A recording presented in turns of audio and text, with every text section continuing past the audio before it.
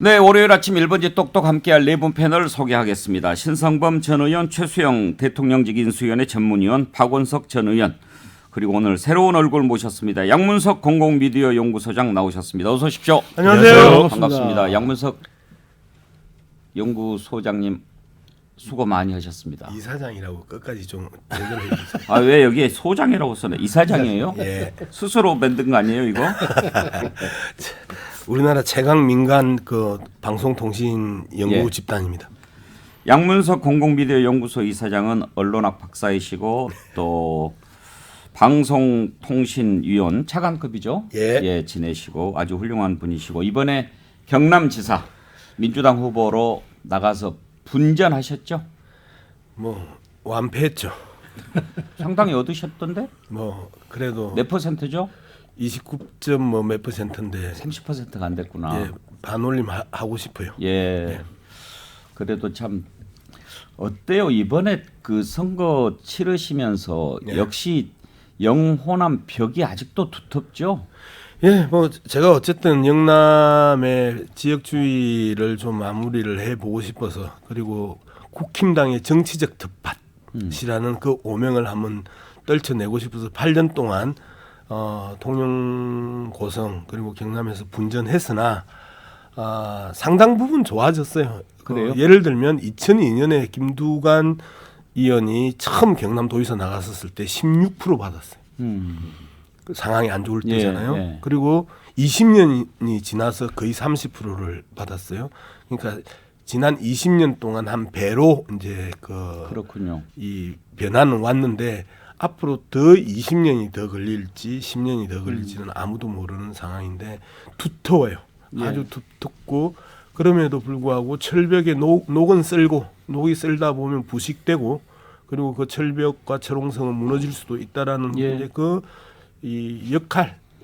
아무튼 저는 그런 정치하시는 분들 보면 참 존경스러워요. 이렇게 양문석 이사장처럼 민주당 깃발을 들고 경남에서 또 이정현 전 대표처럼 또 국민의힘 깃발 들고 호남에서 이렇게 싸우는 모습들이 우리 정치를 한 걸음씩 앞으로 또 나가게 만드는 거잖아요.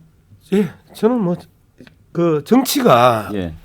잘하면 뽑아주고 못하면 끌어내리는 정상적인 그 이 시스템이 돼야 된다. 예. 지역 감정, 지역주의의 두툼 벽 속에서 계속 이 온존하며 박테리아를 펼치는 이러한 정치 행태에 대해서는 이제는 좀 정돈해야 된다라는 예. 생각은 하는데 잘 안 돼요. 자기 자랑하는 시간일 땐 좀 짧게 해요. 네. 그나저나 지난번 총선도 그렇고 이번 경남지사 선거도 그렇고 두 번 연속 떨어지니까 너무 힘들지 않아요? 힘들어요. 많이 힘들어요. 많이 힘들고 많이 화가 나고 그리고 원망도 많고 그럼에도 불구하고 사귀어야죠. 그럼요. 그리고 또 큰일 하셨다고 다들 또 인정하니까 힘내서 우리 시사 1번지에서 훌륭한 얘기 많이 해주십시오. 신선배 큰일이었다고 동의하세요? 동의합니다. 아유, 고맙습니다. 지역 사정을 아니까 우리 양 이사장님이 민주당의 후보로서 그 정말 자갈밭에서 얼마나 고생하셨는지 저도 지역에서도 들었고 제가 뵈도 뭐 느낌이 팍팍 오네. 우리 수고 신성범 의원이 많았습니다. 몇 번 양문석 이사장 훌륭한 사람이라고 얘기 많이 해줬어요. 저도 그 동네 가서 많이 했습니다. 예, 가장 합리적인 보수 진영의 대표 선수라고. 예. 감사합니다. 우리 신성범 의원은 정말 그렇죠. 서로 이렇게 뭐 너무 칭찬하는 같은 분들이 회사 출신이라고 지금 그러시는 거예요? 오늘 첫 번째로 다뤄볼 이슈가 뭐냐면요. 예. 윤석열 대통령이 어제 영화를 봤습니다. 브로커. 그리고 이제 또 브로커에 나온 분들 또 만든 분들 이렇게 초청해서 식사도 하고 참 보기 좋았어요. 또 만나기 전에 이렇게 영화를 또 보는 것도 참 좋은 자세지요. 그런데 여기까지 참 좋았는데 오늘 아침에 이제 보니까 어제 아침에 북한이 방사포를 쐈고 그러면은 방사포 발사를 알면서도 영화를 보러 갔다. 이건 문제가 있지 않느냐. 이제 이런 지적이 야당에서도 나오는 거죠. 근데 이제 또 합참이 발표를 한 게 어제 밤 늦게 발표를 했어요. 이건 뭐냐. 아침에 그렇게 일찍 발사를 했는데 대통령 영화 보는 거 이것 때문에 신경 쓰여서 그렇게 발표를 늦게 한 거냐.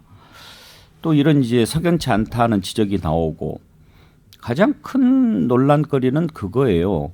방사포 발사 자체는 유엔 뭐 제재 대상도 아니고 9.19 군사합의 위반이 아닐 수도 있으니까 여기에 대해서 바로바로 발표하고 대응하고 안 하는 거다라고 했는데 지금도 국민들이 기억하는 게 윤석열 대통령 당선인 시절에 첫 번째로 거의 얘기한 게 북한이 그날 방사포 발사했을 때 방사포 발사는 분명히 9.19 군사합의 위반이죠.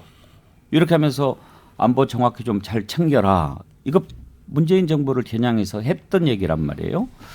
그래서 이거 방사포 문제와 관련해서 좀 스텝이 꼬인다 이런 지적이 나오는데 박원석 의원 그러니까 네. 앞으로도 이런 일들이 계속 있을 수가 있어요. 윤석열 대통령이 그동안 해왔던 얘기들이 있기 때문에. 그렇죠. 특히 안보 영역에서는 이게 이제 선거 캠페인이나 혹은 당선 직후에 문재인 정부를 겨냥해서 강경 발언을 굉장히 많이 했는데 근데 막상 이제 대통령이 돼서 안보 현실을 들여다보면 모든 걸 있는 그대로 다 말할 수 없는 그런 현실들이 분명히 있을 겁니다. 그리고 모든 걸 있는 그대로 밝히는 게 꼭 우리 안보나 국민들한테 도움이 안 되는 그런 사안들이 많을 거예요. 이 방사포라는 거는 대표적인 이제 재래식 무기고 사거리도 짧고 고도도 낮고 이 미사일이 아니란 말이죠. 아니 우리 군도 사실은 야프 훈련을 굉장히 많이 하는데 뭐 그때마다 그걸 가지고서 북한에서 무슨 문평을 하거나 예민한 반응을 보이는 것도 아니고 이걸 가지고 과거에 뭐 야당 후보였기 때문에 그럴 수는 있었다고 생각합니다. 후보가 아니고 당선인 때였다니까요. 네, 당선인 때도 저는 뭐 그럴 수 있었다고 생각이 잘 모르니까. 그러면 이제 그걸 인정하고 저는 어제 합참이 밤 9시 아침 8시에 쏜 거라 밤 9시에 밝혔는데 굳이 밝힐 이유가 있었냐. 그게 사실은 뭐 국민들이 느끼는 안보 불안 사실은 우리 국민들도 어느 정도 내성이 생겨서 방사포 정도 쏜 거 가지고 안보 불안 느끼지도 않지만 굳이 그거를 공개해가지고 물론 이제 그동안에 해놓은 말이 있기 때문에 그 해놓은 말의 연장선에서 공개를 했을지는 모르겠으나 긁어부스럼이죠. 그래야 논란만 만드는 거고 국민들이 알아야 될 거 그리고 국제사회의 제재에 위반되는 거 그리고 반드시 어쨌든 북을 향해서 우리가 구두상으로든 아니면 다른 형태로든 경고해야 될 거 예. 이런 것들에 대해서만 정확하게 정보를 전달하고 대응을 하는 게 맞지 그렇지 않은 것까지 일종의 이제 안보 과잉 주의랄까요? 이런데 근거해가지고 이렇게 밝히거나 대응을 하는 게 실상 안보에도 혹은 뭐 우리 국민들한테도 별로 도움이 안 된다. 저는 그렇게 생각합니다. 신성범 의원 윤석열 대통령이 인수위 때 그러니까 당선인 시절에 방사포 발사한 것은 9.19 군사합의 위반이죠. 이렇게 물어봤던 걸 놓고도 그때 좀 논란이 있었어요. 왜냐하면 이제 그 얘기를 한 것은 문재인 정부가 너무 온건하고 미온적으로 대응한다라는 지적을 하기 위해서였던 것으로 보이는데 엄밀히 따지면 9.19 군사합의 위반은 아니란 말이에요. 아니었죠. 그런데 당선인이 그래도 주변에 이제 안보 관련 전문가들도 있고 뭔가 그런 사람들이 있는데 그런 걸 제대로 확인도 않고 저렇게 얘기하나 그런 지적이 그때도 있었어요. 근데 그때가 3월 22일 날이었는데 이게 방사포를 북한이 어디에서 쏘아서 어디로 탄착됐는지 어디에 떨어졌는지가 명확하지 않아 갖고 당시에 서욱 국방부 장관이 이 방사포 발사가 9.19 합의 위반은 아니다라고 했었는데 그때는 이제 당선인 시절이니까 굳건한 안보가 나 윤석열 정부는 문재인 정부의 안보관과는 다를 거라는 의미에서 이야기를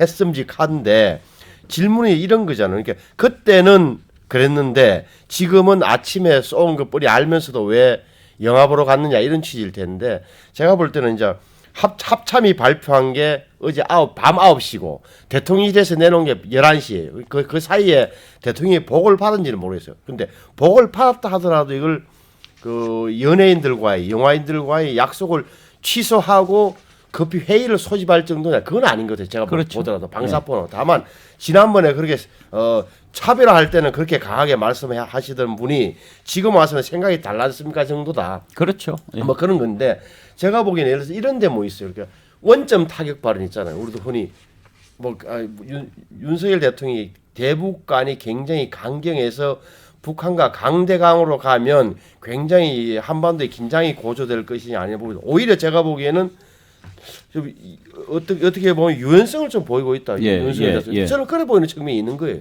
이런 대목은 뭐 영화를 봐도 되겠다고 판단했다든지 그리고 원점 타격도 설명을 들어보면 뭐 현장 지휘 군 지휘관에게 자율권을 매뉴얼에 따라 자율권을 주는 거지 먼저 무조건 때리라는 아니는 부가 설명까지 하는 거 보면 저는 현실감 있게 대응한다는 측면도 봐줄 필요는 있다고 봐요. 영화를 보러 갔다 이걸 가지고 이제 막 문제를 삼는 것보다는 입장이 그러면 달라졌느냐 하는 거고 예를 들어서 이럴 수는 있지 않나요? 양문석 이사장 어때요? 지난번에 미사일 8발 쐈을 때 우리도 똑같이 쐈잖아요. 네. 그러면은 이번에 방사포 쐈다. 우리도 그러면 방사포 5발 쏜다. 그리고 나 영화 보러 간다. 이렇게 했으면 더 확실하게 입장 보여주는 거 아닌가요? 군사적인 문제에 대한 아무런 대응은 없었었고요. 아침 8시 쏘고 9시에 그 밤 9시에 발표하고 11시에 대통령실에 보고가 됐다. 이게 상식적으로 말이 돼요? 이해 안 되죠. 그 우리 그 신인님도 그 이해 안 되잖아요. 그 부분에 대해서 우리가 이제 아무리 그 옹호하고 디펜스 하고 싶어 한다 하더라도 기본적으로 그 13시간의 차이와 2시간의 차이들이 계속 나고 있는 부분에 대해서는 잘못한 거죠. 그리고 합참이 장난친 거죠. 그다음에 대통령실은 그때 받았으면 국방 시스템 심각하게 문제가 있죠. 어떻게 방사포를 썼는데 대통령한테 보고되는 시간이 13시간 만에 보고가 돼요. 상식적으로 이해가 안 되죠. 이해 안 되는 걸 이해 안 된다고 이야기를 하고 비판을 해줘야 윤석열 정부가 성공을 합니다.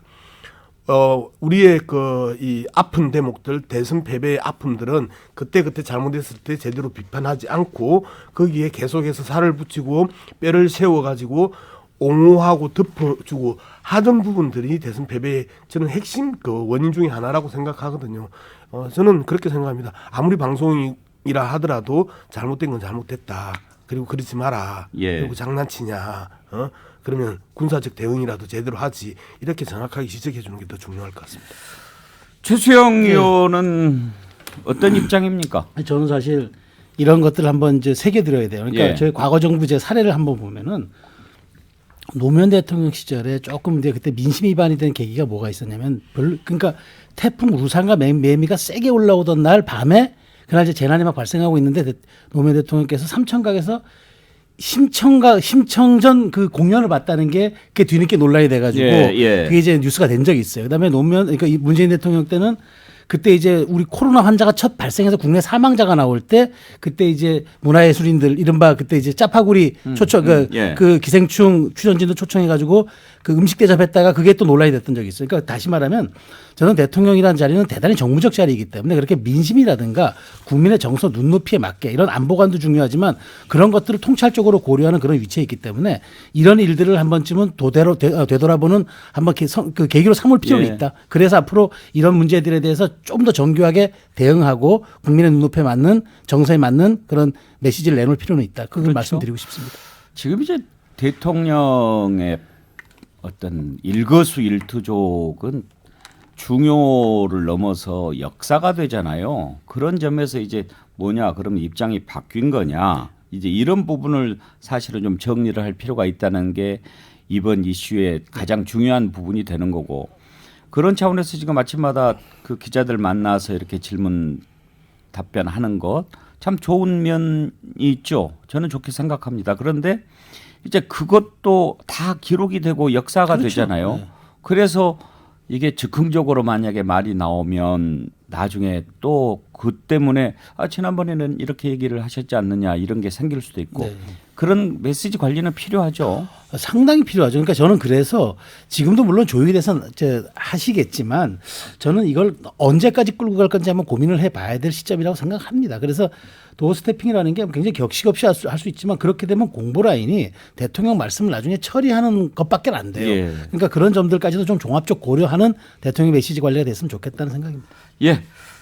자, 어제 윤석열 대통령 내외의 영화 관람 그리고 북한의 방사포 발사 이 사이에 논란이 있었던 부분 먼저 좀 살펴봤습니다. 오늘 1부에서 네 분과 얘기 나누고 2부에서는 이준석 대표 취임 1주년을 맞아서 이준석 대표하고 동고동락을 해왔던 김철근 정무실장 인터뷰를 하려고 지금 예정을 하고 있는데요. 이와 관련해서 네 분께 먼저 이준석 대표의 취임 1년 잠깐 한번 좀 짚어보지요. 어제 아주 좀 딱 와닿았던 얘기가 이제 자기 정치를 하겠다 이렇게 얘기했는데 신성범 의원, 대체로 자기 정치 이런 표현들은 좀 부정적인 표현이잖아요. 지난번에도 우크라이나 간 걸 두고 자기 정치하겠다는 거냐 이렇게 하는데 그걸 오히려 되받아서 이제부터는 본격적으로 자기 정치하겠다. 무슨 뜻일까요? 지금까지 한 것은요 자기 제 정치가 아니었어요 이야기죠. 이준석 대표에 대한 비판이 말씀하신 대로 저 젊은 대표가 자기 정치하는 것 아니냐라는 가장 시선이 많았단 말이에요. 거기에 대해서 딱 답변이 그거예요. 저는 지금까지 선거운동 했어요. 선거 두 번 하느라고 제가 1년 다 날라갔어요. 앞으로는 진짜 이준석 정치 한번 해볼랍니다. 2년 임기 중에 1년은 선거만 했고 앞으로 1년은 제 정치를 하겠습니다. 그럼 이준석 정치가 뭐냐 설명을 들어보면 이런데 뭐 당을 바꾸겠다. 국민의힘을 바꿔보겠다. 어떻게 바꾸느냐. 당원들의 의사가 반영되는 구조로 가겠다. 다시 말하면 당내에서 다선 의원들이나 현실 정치인들은 지금 배지들은 국회의원들은 이준석 대표를 별로 인정 안 하는 분위기가 좀 있잖아요. 그러니까 자기가 대표되고 나서 많이 당원이 늘었다 그래요. 20몇만에서 80만 명 됐다니까 이 당원들의 의사의 힘으로 당을 조금 더 진전시켜 놓겠다. 그럼 공천이 혁신이 될 수도 있고 여러 가지 있을 텐데 그거죠. 뭐 자기가 생각하는 올바른 당을 만들어 놓고 가겠다. 물러날 생각이 없다는 얘기죠. 당연하죠. 내년 6월까지는 자기 임기고 이게 뭐 이른바 중앙윤리위원회 결정이 어찌됐는데 본인의 의사는 확고하다고 저는 믿어요. 그러니까 여기에는 윤석열 대통령하고 개인적인 관계가 안 좋다는 뭐 이런 소문은 퍼져 있지만 거기에서 자신하는 좀 근거가 있는 것 같기도 하고 저는 모릅니다만 그런 느낌은 받았어요. 근데 최수영 의원 윤리위원회가 27일로 연기됐다는 속보가 떴던데 네. 연기된 이유가 뭐 있을까요? 아니 뭐 제가 보기에는 뭐 그건 없겠고요. 뭐 특별한 이유가 3일 연기되면서까지 뭐 있겠습니까? 다만 이제 지금 워낙 관심이 고조되고 있는 상황이니까 24일이 아마 금요일이었는데 그걸 다음 주 초로 연기했다 뭐 그렇게 보는 거겠죠. 근데 어찌됐건 저는 여기에서 뭐 사실관계를 다루는 윤리위원회가 그런 기관은 아니에요. 그러니까 사법 조사하는 기관은 아니에요. 다만 윤리적인 당원으로서 품격, 대표로서 품격을 위반했냐 문제인데 어쨌든 27일이 고비가 될 겁니다. 고비가 되는데 저는 이준석 대표가 자기 정치하겠다는 그 말의 함의에는 제가 보기에는 이제 1년 동안 내가 당연히 이제 이 당을 끌고 가겠지만 다시 말하면 앞으로 그 우리 보수의 몰락을 자초했던 2007년에 뭐 그런 친박의 학살이라든가 그다음에 그 이후에 있었던 2016년에 있었던 그다음에 옥새 들고 나르샤 이른바 진박 논란, 진박 간별사 논란 그런 게 보수의 몰락을 초래했기 때문에 내가 최소한 그것 정도는 정리하고 가는 대표가 되겠다. 그 의사를 강력하게 표명하지 않았나 싶어요. 양문석 이사장 보시기에 이준석 대표 앞으로 넘어야 할 것들이 꽤 있어 보이잖아요. 잘 해갈 것 같습니까? 이제까지 잘 해왔었잖아요. 그리고 그 소위 말하는 노땅 정치 이 부분에 대한 가감한 이 도전을 했었고 그리고 상당 부분 논리적으로 노땅 정치가 무너졌죠. 노땅 정치, 꼰대 정치라고 이야기하는 부분들이 상당 부분 이제 해체되었고 그리고 이후에 이제 본격적인 선거가 아닌 정당 개혁에 이제 나서겠다라는 부분에 있어서는 상당히 좀 고무적이라고 봐요. 그리고 젊어서 이준석이 잘한다 이거는 아닌 것 같다. 정치한 지 벌써 10년이 넘었어요. 저보다 프로 데뷔한 지 더 많거든요. 그런 측면에서 보면 노회한 정치인 못지않게 노회한 정치인들을 다룰 줄 아는 프로 데뷔라는 건 패널리스트로? 아니요. 정치에 현실 정치에 뛰어든 그런가요? 이준석 대표가 저보다 2, 3년 빨라요. 그냥 그런 것들을 보면 이 노회한 정치에 대한 노회한 대응이 또 돋보이고요. 그리고 변화에 대한 부분들이 명확하게 선이 있잖아요. 그리고 아닌 건 아니라고 명확하게 또 그럴 줄 알고 그리고 우리한테 아주 기분 나쁘게 이야기하는 것까지 저당 국힘당 입장에서 보면 저런 대표 없었다고 저는 봐요. 그리고 자기 정치하겠다. 자기 정치한다고 요구하니까 내가 그럼 이제 지금부터 내 정치하겠다고 얼마나 당당해요. 저런 모습들이 이준석 대표가 갖고 있는 기본적인 역량 아니냐 저는 그렇게 판단하고 있습니다. 나오신 김에 사실 이제 이슈를 좀 따로 떼어서 해야 될 텐데 오늘 일부만 해야 되니까 짧게 여쭤보겠습니다. 지금 이제 민주당이 비대위 체제를 꾸려가지고 가고 있잖아요. 단도직입적으로 이재명 대표가 되는 것이 민주당을 새롭게 만드는 데 좋다고 보십니까? 아니면 그 반대로 생각하십니까? 단도직입적으로 이재명 의원이 대표가 되는 게 맞다고 생각을 합니다.